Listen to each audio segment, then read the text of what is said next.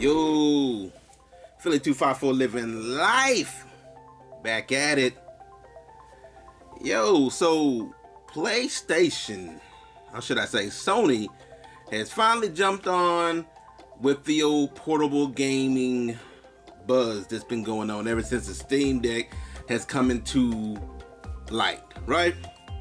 So, you know, we got the Steam Deck, we got the Ally, we got a lot of portable gaming systems out there, and some of them are now, well, I'll say, yeah, some of them now are a lot more affordable than they used to be, right? You know, they used to be well over $1,000, and you wasn't getting them. You know, you had to be, you know, an enthusiast to really get them. But now things are a little bit more affordable. They starting to figure out how to, you know, squeeze in quality and still keeping price in mind. So with that being said, Sony is jumping in there. And now Sony's no stranger to it, right? They've got the PSP and PSP Vita. Shit, I had the PSP for a whole minute, and it was cool. And they're jumping back in the waters. And I've been waiting on this for Sony and Microsoft to jump into these portable gaming waters. You know, Microsoft been dipping its toes in there with the cloud gaming and everything. And I was finally thinking that Sony's about to jump in there until I read the announcements and got a better understanding of exactly what they're jumping in there. So what is this thing called? The PlayStation Portal. Not portable, Portal. And I'm assuming that name is indicative or indicating what it actually does. So how do you get your games on there? How do you play your games? Or is there going to be a new God of War coming out on it or whatever? Nah, man. What it basically is just a fancy remote play. So PlayStation Portal is basically, if you look at it, it almost looks like an Android tablet with, you know, a PlayStation controller, DualSense controller split in half on either side of the tablet. That's pretty much what it looks like. I think it has Rumble and has all that fun stuff in there and everything. And then on top of that, it basically allows you to play your current PlayStation 5 library on the go, but not in reality, because it's remote play. So you have to have a PlayStation 5. You can't just get on this thing and buy games digitally and play. Nope. You have to have a PlayStation 5. It has to be on, obviously. It has to now this part has that I couldn't find anything to kind of verify this, but typically things kind of lead this way with remote play type situations. But most likely, but no guarantee on this, you have to be on the same Wi-Fi signal or whatever as your PlayStation 5. Meaning you can't be in a hotel or at your mom's house or at your dad's house or whatever in another house while your PlayStation 5 is on at home and you know portably game that way. It doesn't work. You have to be, you most likely, and I say most likely because could not find a guarantee on this or a certainty on this. May have to be on the same Wi-Fi as your actual PlayStation 5. At that point you can play your PlayStation library. But again, it's just remote play.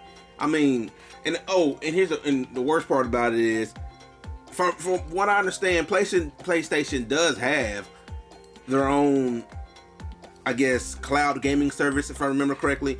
I haven't signed up for it, but if I remember correctly, they do have it. I got the Xboxes. I've been using it forever, but it doesn't even work with the cloud service. It's only for remote play. That part was just weird to me. That was mind blowing. Cause I was thinking, well, at the very least, someone could sign up for the cloud gaming service, buy this thing, and just play the games that way. You know, it may not be the most optimal way to play PlayStation games, but at the very least, they may open up that door, and eventually they may be like, you know what, let me just get a PlayStation 5. You know what I'm saying? But nope, as of right now, it does not support that type of usage. You can't play PlayStation cloud games on this thing. It's only for remote play with your PlayStation 5, and that's it. And I'm like, why though? Like, what's the reason for this? You know, and here's the thing, man. I'm gonna be honest with you. I'm not a PlayStation dude. I'm not a Sony dude. Outside of the PSP, I never actually owned a PlayStation. That's not because I had a thing against Sony or I'm loyal only to Xbox. Nah, I just never did. I mean, I was like, man, all my gaming's on Xbox. All my friends play Xbox. There's no real reason for me to play PlayStation because we're just playing all that on Xbox. You know what I'm saying? It's kind of just how it was shaked out. You know, but this is just weird. You know, this reminds me of when you remember when the original Xbox One came out and they announced how DRM is going to work with the Xbox One, and everybody's like, why are you doing this? That's stupid.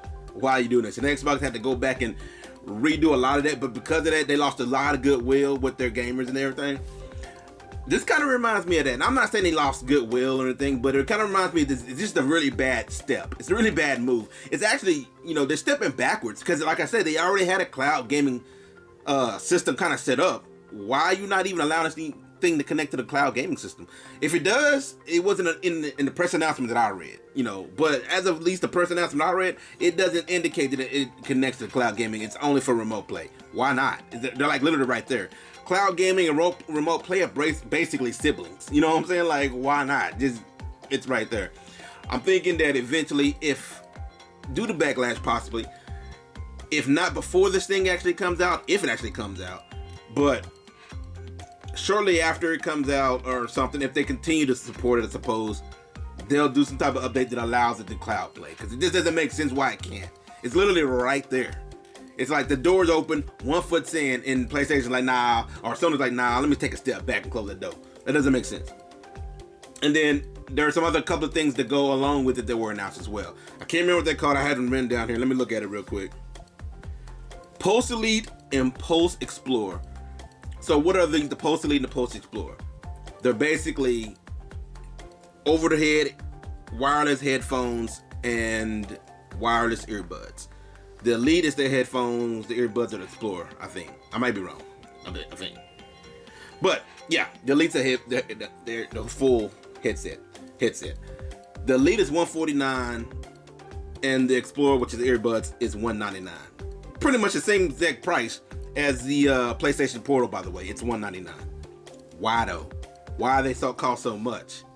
It's because they don't use traditional Bluetooth technology. They use their own proprietary wireless technology to enable lossless, lag, you know, no lag, no lossless, whatever. To basically be like on point. But again, it's only for those two devices. From what I read, it didn't indicate it, if I'm trying to remember, but this thing does not include Bluetooth. Or if it does include it, it's not turned on. Remember, think about the Stadia controllers where they had Bluetooth and all they had to do was turn it on. You know, this thing is kind of in that same light, I think. It has Bluetooth, probably has the capability. It's basically like an Android tablet, man. I don't know why, but I'm gonna go into this in a second. It probably has Bluetooth somewhere in it, in its functionality, but it's not turned on, or at least not turned on for that. So in order to use headsets or earbuds, you know, if you're gaming online or whatever, or with friends or whatever, you're gonna have to do an additional purchase of those devices. So that's $199. We're gonna do some rounding. That's $199. So that's basically $200 for the actual PlayStation Portal, and then another $200 for the earbuds. That's $400. Or $150 for the actual headset, wireless headset. So that's $350. So we're basically paying, at this point, the same amount of money you could probably get a low-range Steam Deck on. I mean, I'm not saying get a Steam Deck over this, because obviously PlayStation has its own games that are not on Steam. So I'm not saying that. I'm just saying you get more if you were to buy a Steam Deck. You know what I'm saying? You may not get the same games, obviously, but as far as what you're getting, what you're purchasing, because the device itself is only $199 or $200. So if you were to just get that, in order to actually, you know, immerse yourself in the games, you're gonna have to want to get those wireless headsets or whatnot. Now it does have 3.5 jack. I forgot about that. So if you do have a wired headset, you can use that. But if you don't, then you got to go buy a wired headset.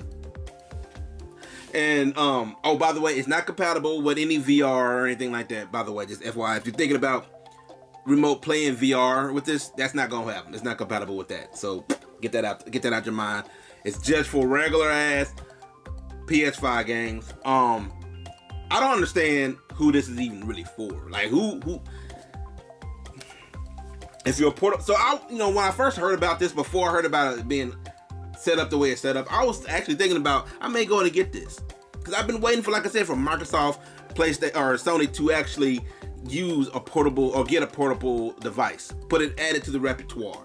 Microsoft kind of went a similar route if you really think about it. They teamed up. I want to say it's Lenovo. I could be wrong. I want to say it's Lenovo. They teamed up with them with that G Cloud device. It's like $149 or something like that. What all it does is play cloud gaming. But the difference between this and that thing is it's cloud gaming. One, it uses more than just Xbox cloud gaming, and two, it actually uses Xbox cloud gaming. So it doesn't have to do remote play or nothing crazy. You get full access to whatever games Xbox allows on cloud gaming. This does not do that. Remote plays only. So if you got 3 PlayStation games and you bought this, you probably should have just spent that money and bought some more PlayStation games, because you're just playing those 3 PlayStation games and that's it. I don't get it, man. It really doesn't make sense to me. I think console wars are dumb. I really do. They dumb. It doesn't make sense. Folks out here now trying to, dump on PlayStation, players, only console players are dumping on Starfield or whatnot because it's a console exclusive, when they fail to forget that PlayStation gets console exclusives all the time too. If you're just mad because Starfield is console exclusive, Xbox dudes have to deal with that. I don't even play PlayStation or Xbox. I mainly play on Steam Deck and ROG Ally. And I even see the many, I call them console skirmishes between ROG and the Ally, well, folks saying one is better than the other. For what, you gotta look at what you're trying to game with. But this is not really the discussion. This is about the PlayStation Portal. It's dumb. It ain't worth the money, man. If you're a PlayStation, a diehard PlayStation fan, and you dump it on Starfield or whatever, I don't care, whatever, and just diehard about PlayStation, hey man, I'm just gonna tell you straight up, don't buy this. When you purchase things like this, it just tells them that, okay, we can keep bleeding y'all for money.